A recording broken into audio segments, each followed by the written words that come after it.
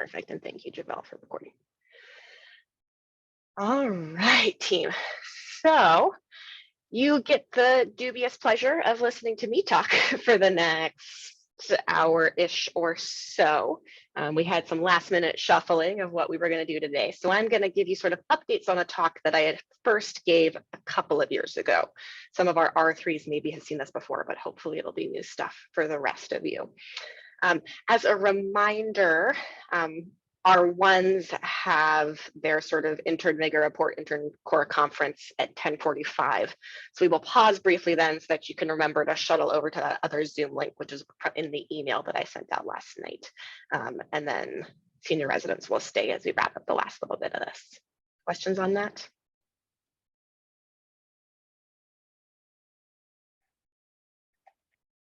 Great. Okay. So today, I'm Kayla. You all know that, right? That's me. We're going to do a brief overview of Seattle area resources for patients experiencing homelessness. No financial disclosures here, but I do want to make a disclaimer, which is that I'm not an expert in this topic. I'm somebody that cares a lot about healthcare for homeless patients, but I don't know a lot of the resources that are out there in Seattle and have mostly just worked on educating myself about them. So please add in comments to the chat, other thoughts that you have, other resources that you know about to share with your colleagues. Beautiful. So today, whirlwind tour of some of the resources that our patients have. Hopefully by the end of this, you'll recognize some local resources available. You'll be able to differentiate between different types of survival and housing resources that serve patients in our area, and then we'll apply them to some sample cases. Great. Before we dive in, I want to take a minute to address the question of what kind of language we use to refer to patients who are homeless. This is absolutely something that you can get in fights about on the internet if you would like to do so, whether we're saying homeless people are people who are homeless or people who are experiencing or living with homelessness, they're people who are unhoused, right? There's all this different language about it. I don't think that there is a right answer to this. What I would recommend is trying to use at least sort of person first language, just the same way that you might say a patient with alcohol use disorder instead of an alcoholic patient, or a patient with cirrhosis instead of a cirrhotic patient. Similarly, trying to say a patient who is homeless is something that I try to do in my practice. Honestly, though, I tend to use a combination of all of these terms and mostly mirror the language that my patients are using. I have had patients when I try to kind of hedge around this who say, no, I'm homeless. That is what I am. And if that's what language they're using, that's the language I will use with them. Great. So a brief roadmap of where we're headed. We're going to talk about a lot of specific services, but before we dig in, let's talk a little bit about who is actually affected by homelessness in our area. So we talk a lot in really general terms, right, about what a significant problem homelessness is nationally and particularly here in Seattle, but it's super hard to put in concrete terms. To estimate how many people are actually living with homelessness, the US Department of Housing and Urban Development organizes this annual physical count of people living with homelessness in the US, which occurs in late January of each year. This is called the point in time count. You'll see it abbreviated as the PIT. And as the name sort of suggests, this is like a snapshot of the number of both sheltered and unsheltered homeless people living in the United States. These counts are organized by local community level continuums of care, COCs they're called, who determine at that local level how this count is going to be. Is it going to be a complete census count where they send a bunch of volunteers out to try to count every single person they can find? Or is it sampling based and then using statistics to extrapolate from there? They gather a variety of demographic data depending on where these counts are happening. Obviously, right, this is challenging. This is imprecise at its very best. It's complicated a lot by sort of institutional distrust that these populations often have. And so because of that, these counts are thought to significantly underestimate actual population numbers. So numbers are thought to be 2 to 3 times higher than what the point in time count tells us. a really important caveat as well. So all the data that I will share with you are pre-COVID-19 pandemic. I was planning to update this talk for you about sort of most recent data, and it turns out that we still don't have it. So the last point in time count, this is supposed to say 2020, apologies. Last point in time count was January 2020. There was no count for the Seattle King County COC for 2021 because of COVID. And in 2022, King County opted to defer the count again because they said that they need this more holistic and qualitative engagement with people who are living unsheltered, and they wanted to revamp their system for how they're doing this. So they do plan to go back to counting in 2023, but because of this, we really don't have much data on the impact of the COVID-19 pandemic on our homeless population here in Seattle King County. So let's briefly look at some numbers. Based on this 2020 PIT count, there are about 580,000 people reported as homeless on a single night in January 2020. So that's a little under 2 per 1,000 people. Like I mentioned previously, these numbers are probably significantly higher than they actually showed up to be on this count. And about 39–40% of those people were unsheltered, with the remainder in some sort of emergency shelter or transitional housing. By comparison, Seattle King County COC, about 5 per 1,000 people were homeless in the same month of 2020, and nearly half of them were unsheltered. Seattle also ranks 3rd highest among US cities for total number of homeless people, and 4th highest for the number of folks who are homeless per capita. So this is why we talk about Seattle as a city with such a growing homelessness crisis. Obviously, you guys are empathetic and excellent doctors, right? So you know that people who are experiencing homelessness are often vulnerable in other ways. So both nationally and locally, a lot of these folks are affected by severe mental illness, chronic substance use. A disproportionate number of them have been affected by domestic violence or have HIV/AIDS, etc. A subpopulation of these folks are what the HUD classifies as chronically homeless.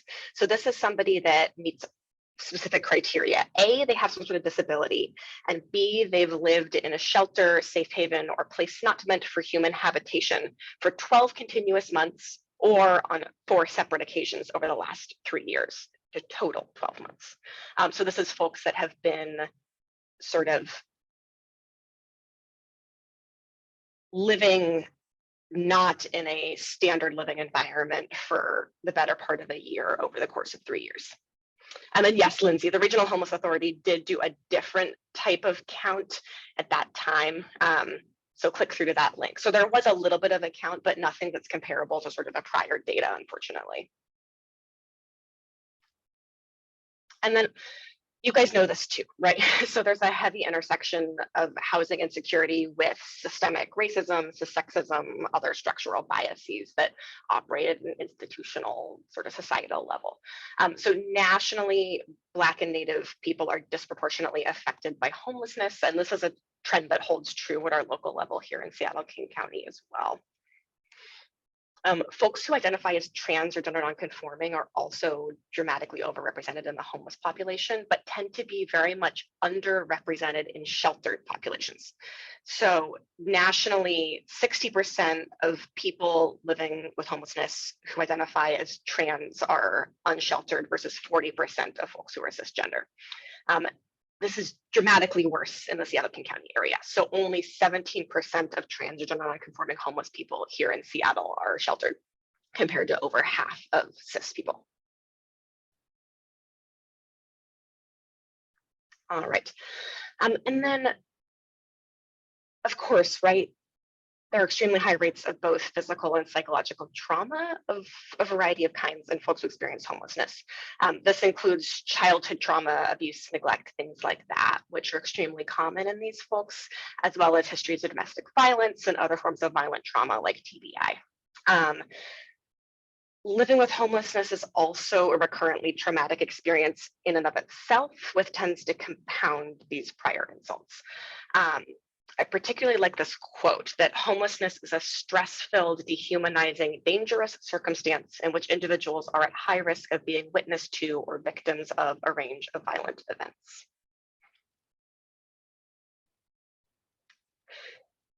Because of that, and just the destabilizing nature of lacking housing, these folks also have significant impacts on their health. So people are at higher risk of mental illness, substance use, infectious disease, other chronic diseases. Folks who are experiencing homelessness are 3 to 6 times more likely to become ill, 4 times more likely to be hospitalized, and 3 to 4 times more likely to die at a younger age. And actually, based on a mid-2000s study, the average life expectancy for folks who are chronically homeless is 42 to 52 years old, which is really young, right? We could fill hours of academic talks on the way that we as healthcare providers can most effectively deliver like really good multidisciplinary holistic care to help kind of mitigate these disparities. But today we're mostly just going to talk about what services are available so that you can understand the lay of the land and help people get to the kinds of support that they may need access to. Great. So starting with a case, as we like to do. So this is your first patient. He's a 52-year-old man who's being admitted to Medicine E at Harborview for right lower extremity cellulitis. He has medical history of schizophrenia as well as hypertension and diabetes. He tells you that he's been homeless for 7 years and he's currently staying at St. Martin de Porres shelter. He's not currently on any medications. Previously was on amlodipine, metformin, and risperidone per chart review, but says he hasn't taken anything for quite some time. Cool. So let's talk a little bit about just the most basic thing for these folks, which is housing, and talking initially about emergency services. So where someone stays matters a lot, right? Because different resources can be available to them depending on where they're staying that can either assist with or really complicate their medical plans. Definitions of homelessness vary a lot in breadth. I will specifically note that the HUD definition of homelessness, on which the point in time count is based, actually excludes folks who we call doubled up, people who are staying with friends and family, people who are in jail, hospitalized, in rehab facilities, etc. So these people are not included in our counts when we're thinking about who is actually homeless in our area. Thinking initially about sort of these, what we call survival services, emergency services, places people are staying like encampments, shelters, day centers they're using, et cetera. So these are a really limited resource in our area and in most places that you all might take care of patients in the future, and have sort of varying eligibility depending on the criteria of that specific site. First off, right, the most visible members of our homeless population are often those who are unsheltered, people who are colloquially sleeping on the street, you will often hear.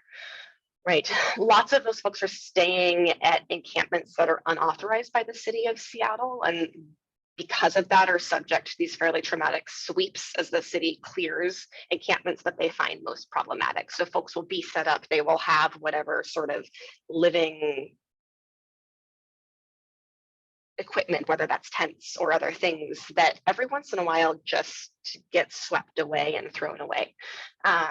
There also actually are a number of formal authorized encampments in the Puget Sound area.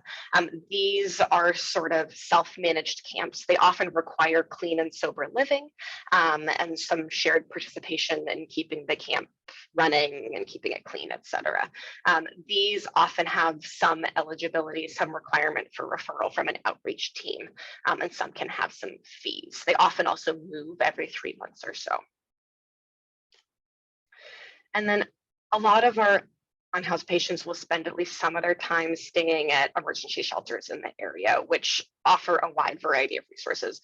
We're not going to talk about all of them. That is way too much for us to try to tackle, obviously, but I just wanted you to have some name recognition here. So here are a number of our local organizations that all run a shelter or multiple shelters in the area. There are some that I've left out here, but sort of some name recognition I think is useful.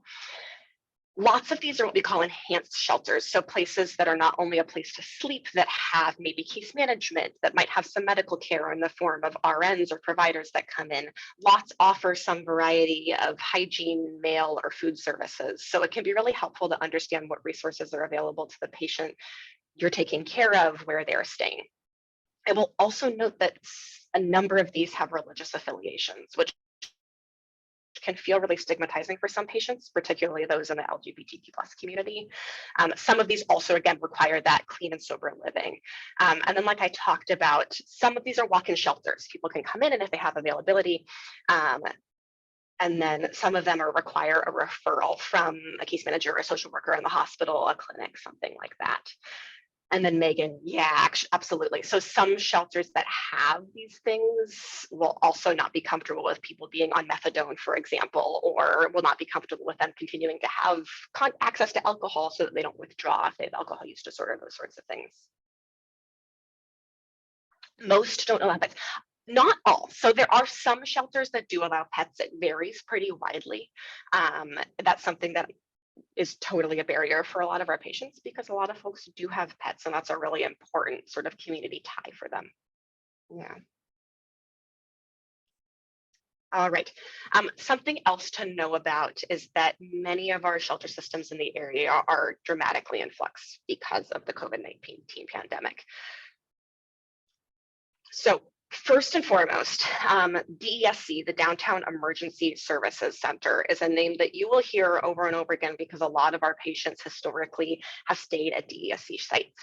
The majority of the DESC large shelters that were actually closed due to the COVID-19 pandemic, and patients were transitioned to sort of an emergency supportive housing model. Initially, folks were moved into places like the sort of Red Lion Hotel and things like that. And then they realized that actually it turns out that it can be stabilizing for people to have a private space with a door that closes instead of being in these sort of congregate living environments like you'll see in this picture, which is the prior main DESC shelter downtown. So DESC is trying now to move to this new model of lower barrier emergency supportive housing for people with private rooms rather than the congregate shelter environments that they've typically had. So there are a few sort of these new housing options for people. So the DESC is now called the Mary Pilgrim Inn. It was previously called the North Aurora Supportive Emergency Housing. There's a new Health for Housing Northgate that's opening. That are supposed to be these lower barrier emergency options. There are still some remaining emergency shelters in the DESC system. So the main large downtown shelter is no longer open, but the West Wing shelter, the Navigation Center, and then some beds at the Kerner Scott House are available to patients of a variety of genders, depending on the site. And some of these sites still offer things like meals, showers and or laundry, have on-site case management, et cetera. Another name to remember is the Catholic Community Services, which operates a number of pretty high volume shelters in the Seattle area. Their largest is the St. Martin de Porres shelter. People refer to this as St. Martin's largely, which has 212 beds and only serves men who are over 50 years old, which is our largest population of folks who are unhoused in Seattle. They also have a lot of support services, so meals, laundry, case management, drug and alcohol counseling, on-site nursing care, and then also have a day respite shelter for folks who need that during the day. They are still open during the pandemic, but have moved a lot of their clients to temporary shelters during COVID-19. Yes, Lindsay, a plug for the Homeless Health Elective. You'll spend some time at Mary Pilgrim with Russ Berg. Super fun, highly recommend. Union Gospel Mission is another name that you will hear commonly. This is also a men's shelter exclusively. They have a little under 200 beds. And interestingly, they actually also have an extended care floor for folks who are needing sort of a higher level of respite medical care after recent hospital stay or things like that. They also offer meals, showers, etc. And then other things that I just want you to be aware of is that there are lots of shelter and housing resources available to folks based on demographics. So like you'll see, lots are gender-based. There are some resources specifically for folks of certain sexual orientations, for families with children, for sex workers or domestic violence survivors. So ask your patients about these things, right? Like, for example, the Bailey Boucher House, which is largely sort of in a like assisted living and hospice nursing care facility for folks with HIV also has a homeless shelter exclusively for clients with HIV who are unhoused. So asking folks a little bit more about themselves can often help us connect them to services that are kind of built to serve them. Cool. And then aside from places to sleep at night, the survival services concept also encompasses places people can be during the day, right? Places that people can use services that might be hard for them to access if they're not housed, like laundry or mail or a computer or a place to store some things. So day centers in the area offer these sorts of services, and then some also might have some case management or some medical services depending on the site. This is also just a place where people can have some social interaction, recreation, get to spend time with other people in a way that can sometimes be hard when they're feeling very isolated because of their living situation. All of the shelters that I already mentioned offer at least some daytime services. So the Catholic Community Services and DESC have quite a number of these. I'll specifically also mention Angeline's Day Center here. So Angeline's is a day center and nighttime emergency shelter that's a women's only site. And during the day, they serve over 200 women daily. They have embedded nursing and case management support. And so it's one of our larger resources for women identifying folks in the Seattle area. Other things I want you to have some name recognition of specifically. So the Compass Center is sort of a classic day center in our area. They have mail and banking, they have laundry and showers and some case management, housing navigation services, and have embedded nursing that comes in multiple days a week. Bread of Life is another downtown site which has sort of a list on their website that I just wanted to share with you as things that we maybe don't think about folks wanting access to that can be really helpful. So they have bus passes, they have a mail service, they have lockers if folks can afford a small monthly fee, which is a little bit, I think, high barrier for some people. Access to computers, access to just the televisions, some sort of recreation space. Really, the sense I want you to get here is that homeless has a wide range of definitions in our area, and that there are a lot of emergency services available to folks that can vary pretty widely. So something that we can do as providers that is really, really helpful is to make sure to ask them where they're staying and document the specifics. So that can be both, where did you sleep last night and where do you typically stay? Because sometimes those aren't the same thing for people. Sometimes folks will have a spot at a referral only shelter, but maybe they're not always there every night. And then asking folks how long they've been staying where they are and how long they're planning to stay can be really helpful. If folks know, it can also be helpful to ask them what services are at their sites that they're accessing. Is there medical care on site? Does it have a day rest or a day respite option? Do they have a case manager there? Our social workers can help us find this information out if patients don't know, but often patients will be able to tell you what kinds of services they're getting. And then for all of these patient-specific contact information is super, super helpful. So asking folks if they have a phone, because if they do, great. See if they have minutes remaining on it. See if they can get calls on it. If they don't, see if they can receive phone calls where they're staying. So some of these day respite sites or shelter sites or supportive housing sites we'll get to, folks can get phone calls at the front desk. See if someone can leave a message for them. See if they have a mailbox, either at a day center or a shelter where they can get mail. And see if they have any emergency contacts, people that are friends of theirs that do have a phone that they spend a lot of time with that we could get a hold of. And then you can actually update the problem list for patients with this information. So put it in your problem list, say where they're staying, say where they tend to spend time, give a phone number, let people know if they're able to leave messages at it, list phone numbers for friends or family members or things like that. And then also if folks have a case manager that they're working with at their shelter or their supportive housing site, if they work with a site provider, et cetera, it's really helpful to update care teams and EPIC with this information. Our case managers and social workers especially are really amazing at outreaching to folks who are chronically living homeless. And often it's really helpful to have that information at your fingertips for the future. Questions on that? I know that was sort of a whirlwind.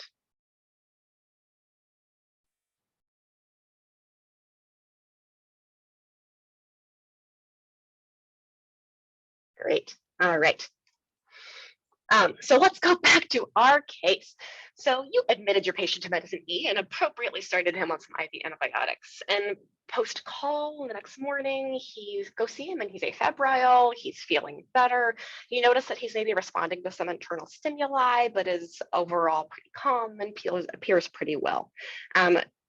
You've now had some time to do a little more chart digging, and you see that he's had frequent ED presentations for often kind of primary care type problems, chronic back pain, et cetera, but that often has a hard time making it to his outpatient appointments. And it seems like he's had difficulty adhering to meds based on your conversation with him. So, like we've talked about, living homeless can be really destabilizing for patients, and it can make it really tough for them to engage reliably in longitudinal, especially outpatient care. So let's talk a little bit about longer term housing options that are available to our patients that can maybe provide them more stability, especially for folks who are particularly vulnerable. Great, so as you might be expecting, at this point, housing options also exist on a pretty broad spectrum. We can group them into sort of these two large groups. First off, transitional housing, which tends to be short-term, temporary housing that's designed to act as a bridge for homeless clients to find long-term housing. Some transitional housing allows clients to stay for years. Others are available only on the order of weeks to months. Options in Seattle vary pretty significantly in terms of their need for referral, whether they require rent payment, whether they require clean and sober living.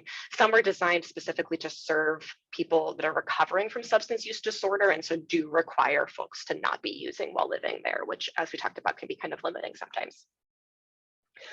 On the other hand, this supportive housing idea is based on this concept of a housing first model. So this is an approach that prioritizes providing permanent housing for people as a foundation on which they can then build stability. So it doesn't have requirements for them to abstain from substance use or to pay rent or things like that, because the idea is that the housing, if it is permanent and stable, will give them stability in other areas of their life. Supportive housing tends to combine this housing assistance often with support services, which are usually voluntary, not mandatory, that can often help address the needs of most sort of chronically homeless people. In most of our sites, this is also designed to serve clients who are the most vulnerable in our community. Both these types of housing exist in a number of different forms, from sort of dispersed apartments within a standard apartment building versus consolidated housing sites where every apartment in the building is a supportive housing or transitional housing site.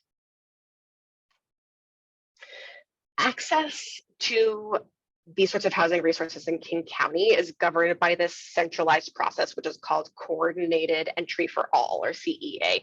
So client needs are assessed and then kind of triaged based on this idea of vulnerability. And there's actually kind of this evaluation people go through with a score based on their needs, based on sort of physical health, mental health, et cetera. This CEA process is accessed through these regional access points, which are walk-in sites throughout King County that patients actually have to go to. They have sort of limited hours, and so can be a little bit hard for folks to access if they don't have additional support. Great. I will just note briefly that CEA does serve a broader range of clients than the HUD definition of homelessness, because it specifically includes people down this bottom here with folks that were homeless prior to entering a short-term institutional setting. So people who were, briefly institutionalized in a nursing facility, folks who were in jail for a short period of time, et cetera, still qualify under this. Folks who were in that institutional setting for more than 90 days, though, or people who are doubled up, people who are staying with a friend or a family member, sleeping on their couch, still don't qualify.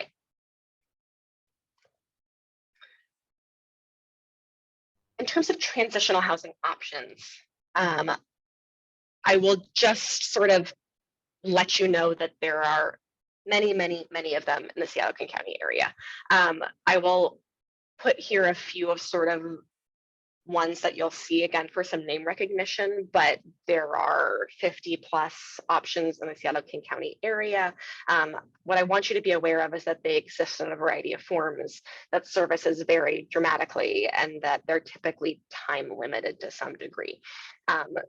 Some of the organizations that I already mentioned also operate transitional housing programs. Catholic Community Services in particular has a number of transitional housing programs, but there are lots and lots of other options in our community.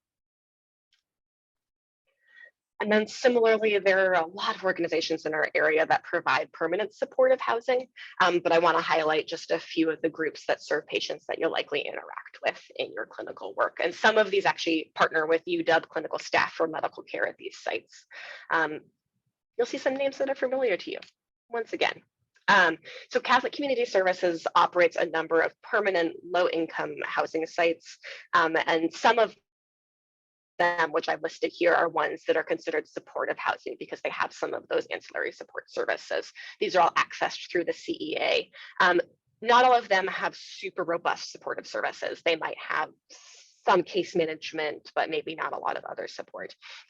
Compass Housing Alliance also has a couple of supportive housing sites. Plymouth Housing is a Seattle organization that focuses exclusively on this. So they don't operate day centers or emergency shelters or anything else. They just provide permanent supportive housing at a super long list of sites.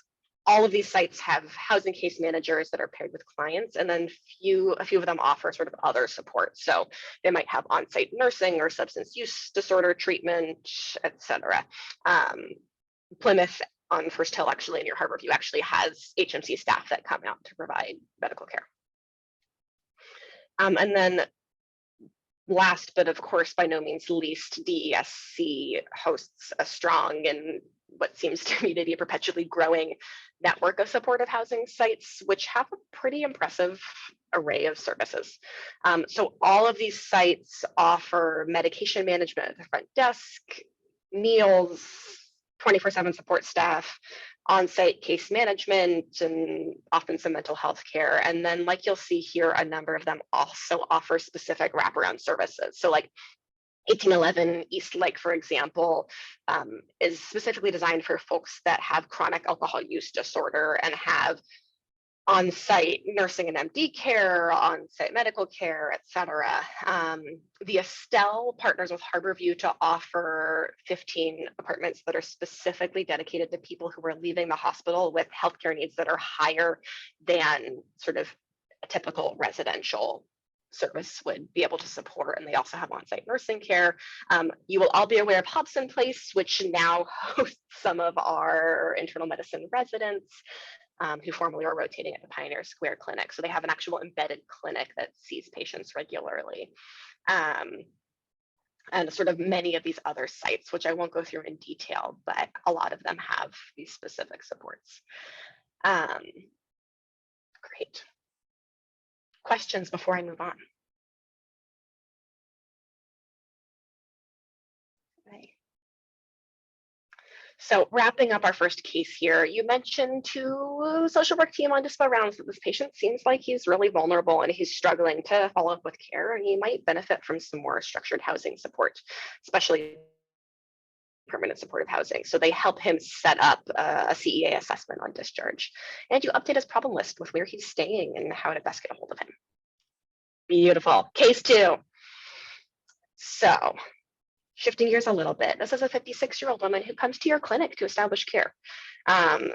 She was a little nervous about coming in, but has a rash that she's concerned about, and that's what she really wants to talk about today. She says that the rash started a week ago. It's around her neck, her back, her chest, her waist, and it's super itchy. She's having trouble sleeping for the last few days. She tells you that she's staying at Angeline's, spends most of her days walking around the city, and did get some new clothes a couple of days ago. On physical exam, you see some red papules around her neck, her upper extremities, around her waist, at her belt line, some excoriations overlying them. No real papules on her hands and feet, although you do examine her feet and it looks like she's got some sort of flaking skin with maybe a little bit of redness. So I want someone to be brave and bold. What do you think these rashes are?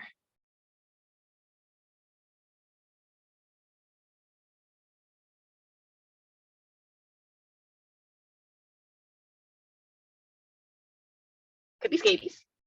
Could be scabies. Yeah. Where do scabies tend to show up for people?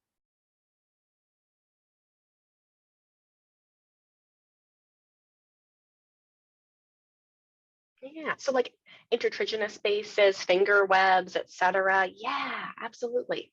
What about folks who have them specifically lesions around like their belt line, their axillae, the back of their neck, etc.? Anything else that shows up that way? Yeah, body lice can show up there. Absolutely. Cool.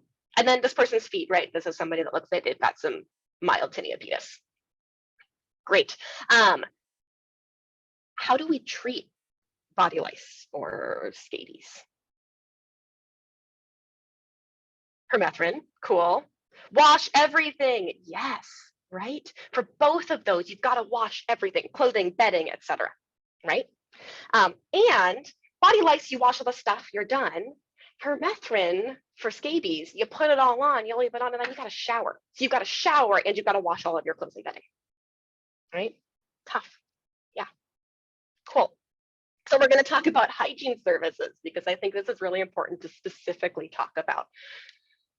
So access to showers and laundry facilities is super limited for a lot of our homeless patients. And because of that, as well as congregate living situations and limited clothing availability, infestation is super common. And then treating infestation often requires access to shower and laundry facilities. So it tends to be kind of a self-perpetuating process. I will often note as well that these patients are really susceptible to tinea pedis because folks who are experiencing homeless spend a lot of time on their feet. And in Seattle, that means they're on their feet in the rain 9 months out of 12. So trouble staying dry tends to predispose people to having tinea, especially on their feet. Cool. So patients can access hygiene services at a number of sites. Like I've already mentioned, most shelters, day centers, etc., do have showers plus minus laundry that are available to people. But this is often pretty limited in terms of timing in a way that can make it really hard to coordinate multi-step tasks like treatment for infestation, like put this cream on for a certain length of time and wash all your clothes and then shower it off, right? If you only have whatever, a 10-minute shower slot, it can be hard to make that happen. Some of the organizations we've already talked about, like the Union Gospel Mission, also have mobile hygiene services. So they have like a truck with showers that comes out. Urban Rest Stop is an organization that's also worth knowing about that offers laundry and shower service specifically at multiple sites in town. That is what they do, it is what they provide. And then during the COVID-19 pandemic, the city of Seattle funded a number of hygiene service sites, which they have an interactive map for. And Seattle Parks and Rec also offers free shower services at a lot of our city parks. Cool. So you tell your patient she has body lice. She needs to wash all of her clothes and linens in high heat and dry them in high heat. And you ask social work to hook her up with some places she can go for laundry. If you have clean clothes available at your site, depending on where you're at, you can provide your patient with those. And then you treat her tinea pedis with some clotrimazole cream and give her some new socks if you have it. If you don't have clean socks available at your clinic site, it's something that you could talk to your clinic managers about whether that's something you could provide, because that's something really low barrier we can do for our patients that actually help them be a whole lot more comfortable. Cool. Continuing with this case, throughout the visit, your patient's a little bit guarded, but she does agree to have her labs drawn as part of kind of an established care visit, and you make a plan to call her friend's phone with lab results because she doesn't actually have access to a phone herself. You thank her for coming in and ask her to come back to clinic in a couple of weeks. And really, you're wanting to build some rapport here and sort of assess for some other chronic issues. Great. So interval labs show that she's got a hemoglobin A1C of 10. So it looks to be a new diagnosis of diabetes. She comes back to clinic for follow-up and tells you that her rash has gone away with the treatment you suggested, but she has noticed some immune system. She knows she's a little more thirsty. She's been urinating a little more in the last few weeks.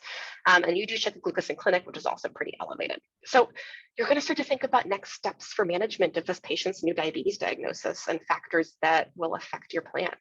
And then just seeing in the chat here, Megan, yes, Urban Rest Stop requires appointments for laundry, so you can help patients make one. Yeah, lots of these services still require some sort of appointment and they're still kind of time limited. Cool. So let's talk briefly about food resources.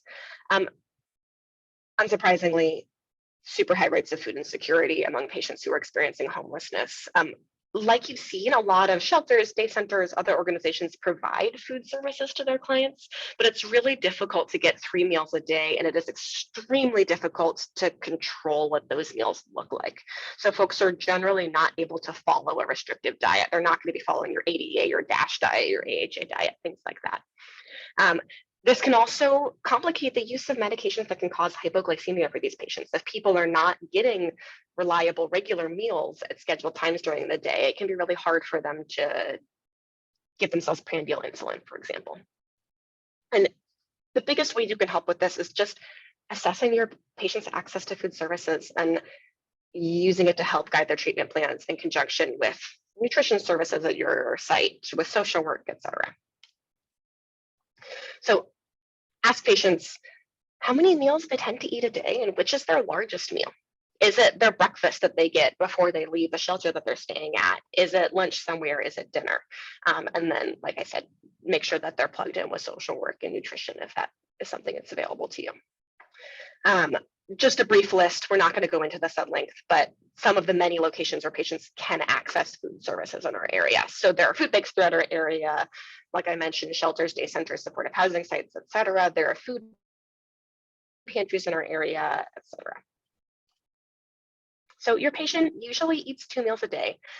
She's really nervous about insulin because she doesn't like the idea of carrying around needles and syringes. So you make a plan to start metformin and then think about discussing insulin more in the future, maybe just some basal insulin so that she doesn't have to carry syringes around with her and she can maybe keep them somewhere more secure. You schedule a close follow-up to come back. I'll pause here. Questions, comments?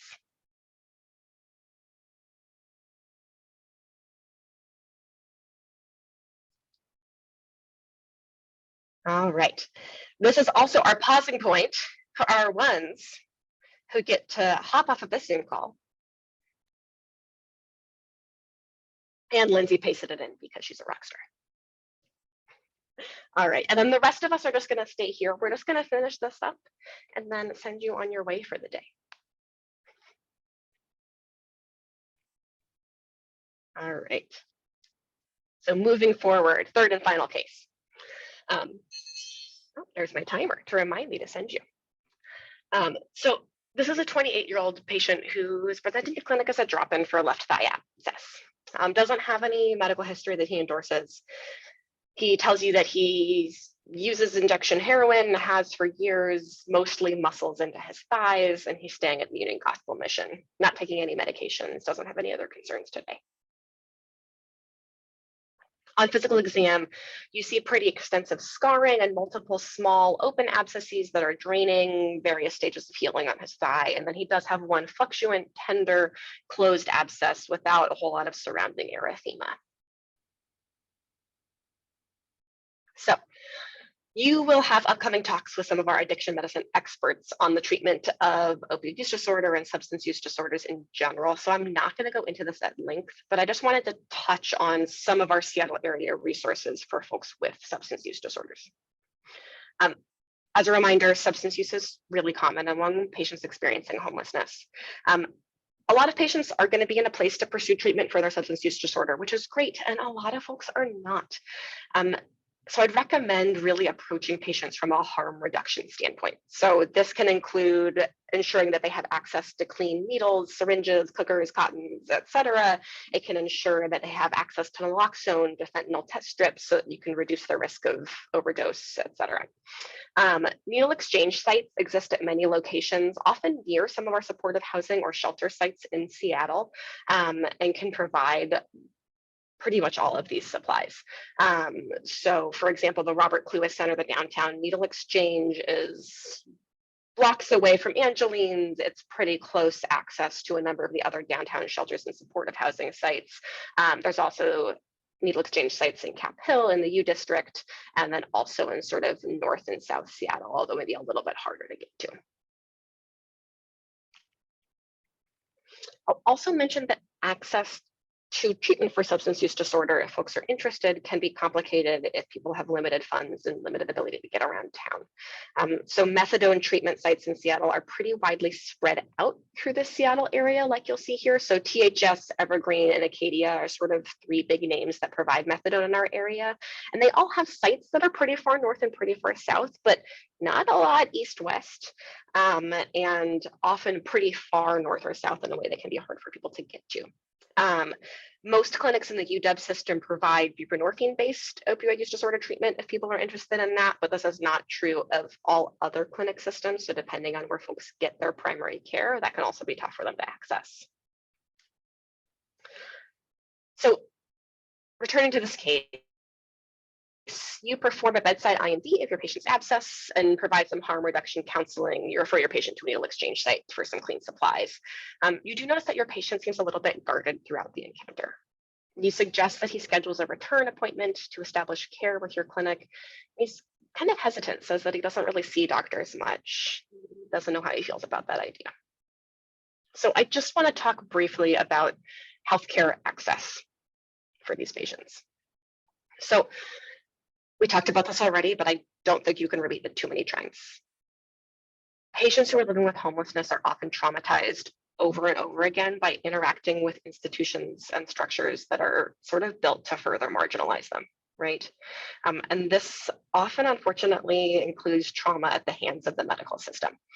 Patients tend to feel really unwelcome and stigmatized in healthcare settings, particularly if they exist at the intersection of other marginalized identities, and it can make it really hard for folks to get plugged into the care that they need.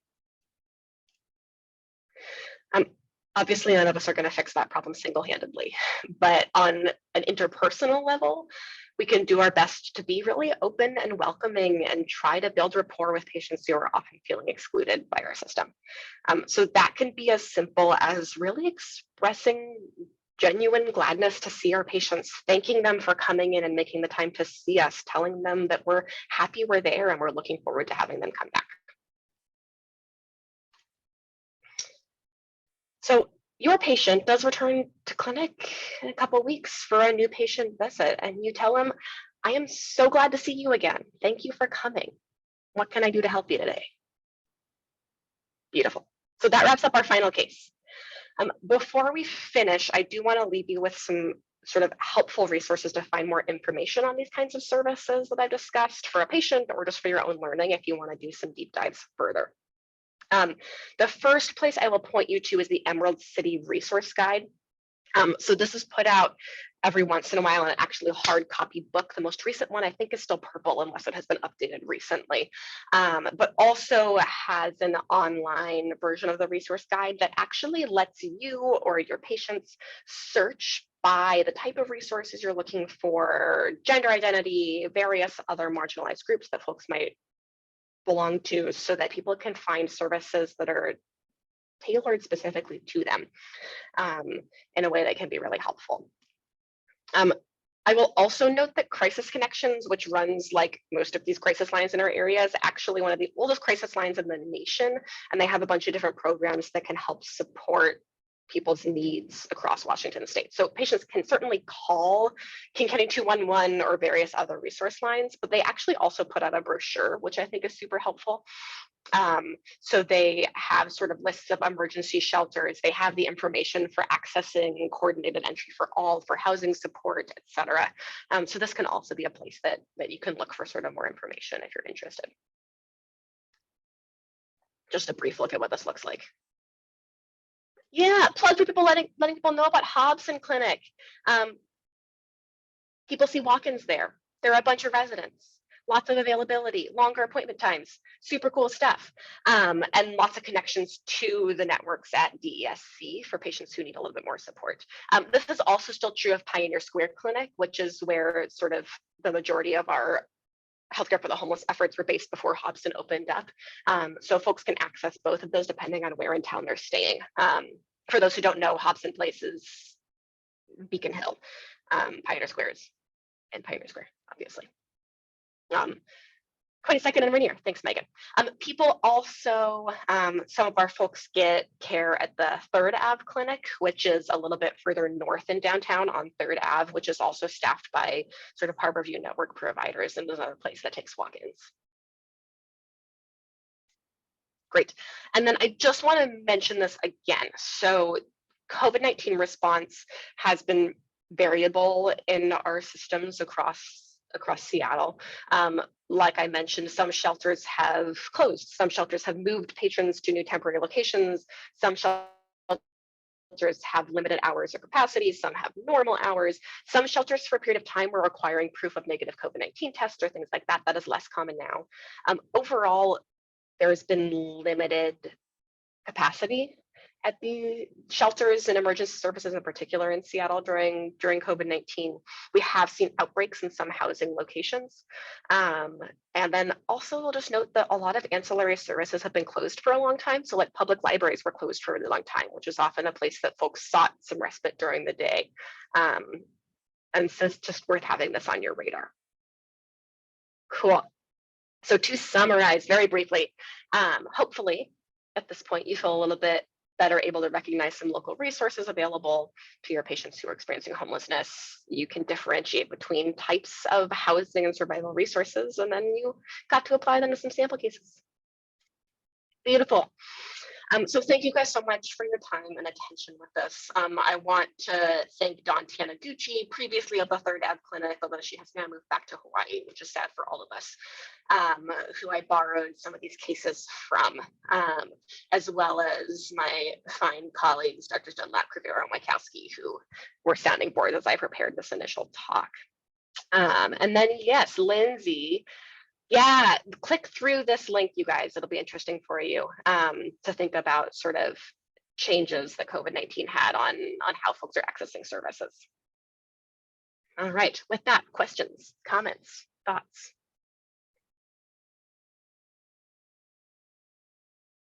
Hey, Kayla, I actually had a question. First of all, thank you. Awesome talk. Very important.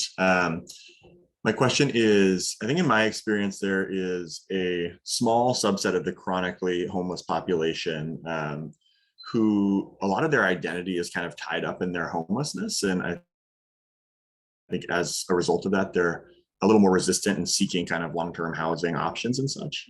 I wonder if you just have any general guidance about how to support those individuals, and if your approach to that kind of changes from kind of what you laid out for the rest of the homeless population. Yeah, I think that's a super good question. There are folks that for a variety of reasons, right, are not interested in housing, are not comfortable staying at a shelter.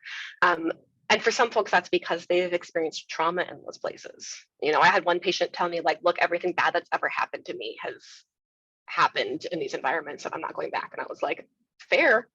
And so I think honestly, just meeting people where they're at, figuring out where they are staying, figuring out where they plan to be staying, whether that's, you know, in an unsheltered environment in some way, and then figuring out if there are support services they're interested in that they would find helpful, right? People are often able to tell you which things that they think that they might need, and that's a really good place to start. Whether that is, you know, access to a day shelter, that's something that they're not staying there, but are they maybe able to go in during the day? So is there somewhere that they could get mail so that you could send them a letter to remind them when their clinic appointment is? You know, those kinds of things I think are often a nice low barrier way to help folks access some of the support services, especially because some of those things do still have case management if people want it, still other things. The other thing that I will note is that depending on which system you're operating in, some of our sort of healthcare for the homeless teams do some outreach to folks who are unsheltered. So particularly like the VA's homeless healthcare team, HPAC, does tons of specific outreach, including to like folks who are sleeping unsheltered, folks in encampments, things like that. And has lists of where folks are and might be to try to find them. So depending on where you're operating, I would ask social workers, I would ask case managers about that.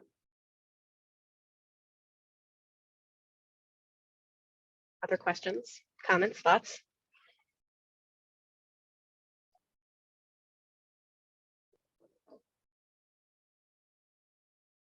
Cool. I will make another plug, which Lindsay already did, for the 2 different homeless healthcare electives that you can take. You can do one through Harborview, where you will do outreach at a number of these sites. Used to be at some of the DESC sites, now it's at new DESC sites, et cetera. And then you can also do one through the VA, where you do outreach with the HPACT team, where they also go outreach specifically to homeless veterans at a variety of these sites. Super good learning experiences. Cool. Well, guys, that is the content that we have for today. You get the gift of a half an hour of extra wellness time.